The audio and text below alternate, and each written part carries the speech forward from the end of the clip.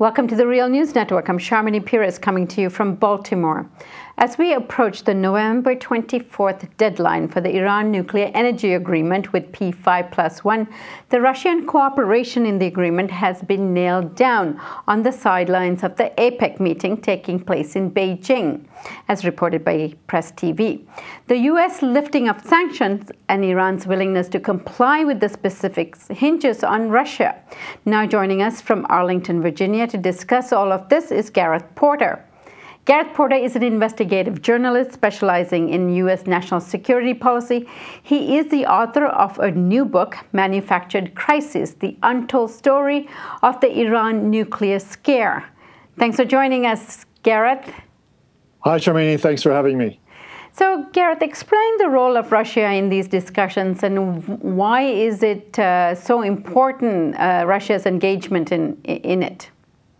Well, Russia's role in the negotiations is really pivotal because of the importance of drawing down the stockpile of low enriched uranium, that is uranium enriched only up to 3.5 to 5%. And that turns out to be a key to getting a compromise between the United States and Iran, because the United States started out the negotiations demanding publicly and in a very sort of aggressive way that Iran had to reduce the number of centrifuges that it has in operation from the present level of about 10,000 to just as low as 1,000 or 1,500. And in fact, in the first draft of the agreement, we know that the United States actually put a number, either 1,000 or 1,500 or both, into the actual draft text. So that was something the Iranians couldn't agree to.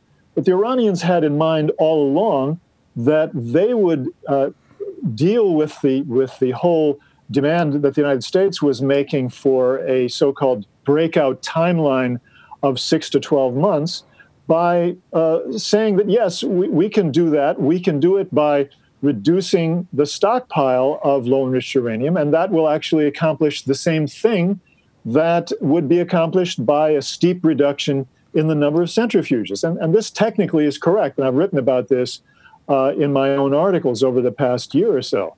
But the United States did not really get into negotiating on the question of stockpile reduction until very recently, until September. And at that point, it became important for the Iranians to really, as you say, nail down an agreement with Russia, because in order to reduce the stockpile, Iran would have to ship its low-enriched uranium in the stockpile to Russia to be turned into the fuel plates for Bushehr or any future power reactors that the Russians build in Iran. And already they're negotiating and have already agreed in principle that 2 more reactors will be built in the coming years. So this turns out to be really the crucial element in bringing about a solution to this political problem. And it was a political problem between the United States and Iran that was at the center of the talks. Now, it's not that they couldn't have come to this point in the past. For instance, there's been a lot of posturing back and forth between the U.S. and Iran about this deal. But now that they have IS and fighting the IS at stake, they seem to have been rapidly coming to this point. My question to you is, could this have been agreed to upon prior to this? And does the IS have anything to do with coming to this kind of agreement so quickly? Well, I think the answer to both questions is yes. This agreement, this compromise could have been reached much earlier. Part of the reason, and I would guess really the largest part of the reason that it wasn't done earlier, is that the Obama administration essentially entered into these talks feeling that it had to sort of practice public coercive diplomacy with the Iranians by constantly threatening that if the Iranians didn't agree to reduce the number of centrifuges, that there would never be any deal and they would never get the lifting of the sanctions that the Iranians regard as the payoff for any sort of compromise on its actual enrichment capabilities. So that was, I think, it was primarily a political problem that the Obama administration felt that it had, under pressure from, of course, the pro-Israeli right in Congress and in the political system of the United States.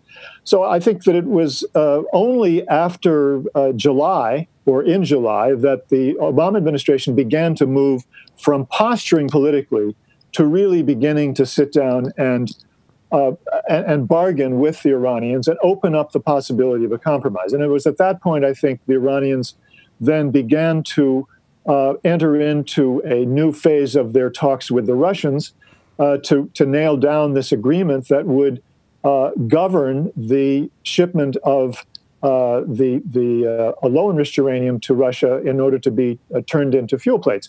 And those negotiations, by the way, were complex because they were talking about a number of issues in nuclear cooperation, all of which were closely related.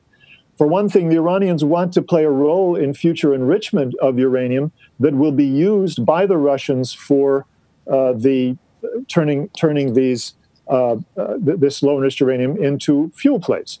So they had to reach agreement on a number of issues, and it's taken a long time. They've been negotiating really since late last year.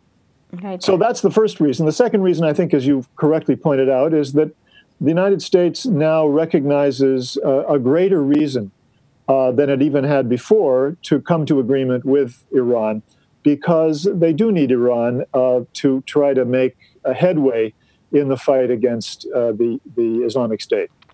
And what's in it for the Russians?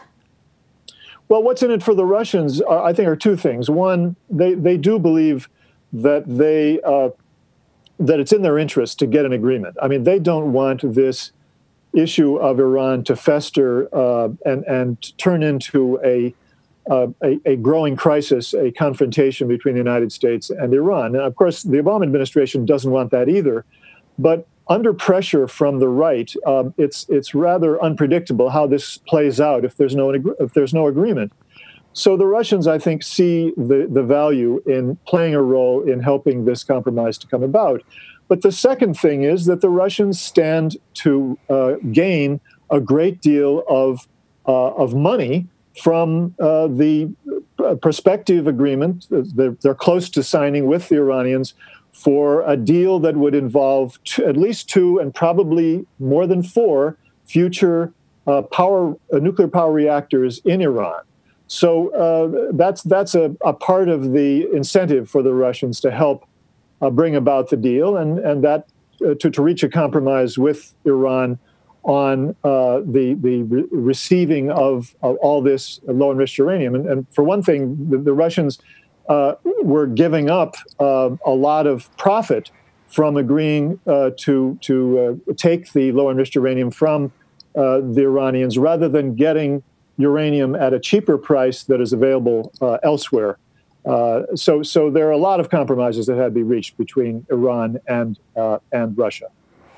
And when we see the agreement underway, it's P5+1. So other European countries has a big role to play in this as well. And what are those? Well, I think the Russians do, in fact, have some degree of veto power over U.S. negotiating posture. And I think it could come into play now as we go into the final phase of the negotiations, which are, I think, clearly focused now on the question of sanctions. And this is where the pressure on the Obama administration is at its worst, I think, from the pro-Israeli right. The Israelis, of course, want the United States to hold on to those sanctions for as long as possible. That's why they don't want a deal to take place. They want to keep the pressure on Iran through the sanctions and not have an agreement which removes them. But that's going to be necessary, of course. And the United States wants to delay the removal of the sanctions for as long as possible to make the deal more palatable to their domestic constituencies here at home. And that means that the final phase of negotiations are going to be very tough It's not certain that they're going to be able to reach a compromise on this, but I think that both sides have very strong reason to do so. And Garath, finally, what's your take on the secret letter, the letter that President Obama had written to Ayatollah Khomeini?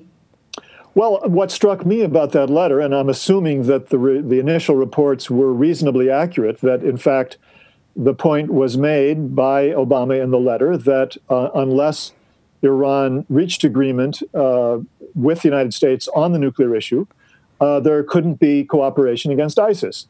Now, that's a very interesting notion because it suggests that, in fact, the United States needs Iran's agreement to the nuclear pact more than Iran needs America's agreement.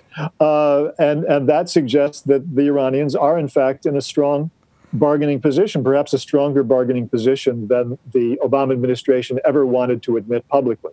Well, Garath, thank you so much for joining us and explaining all of this to us. Thanks very much, Shamini. And thank you for joining us on the Real News Network.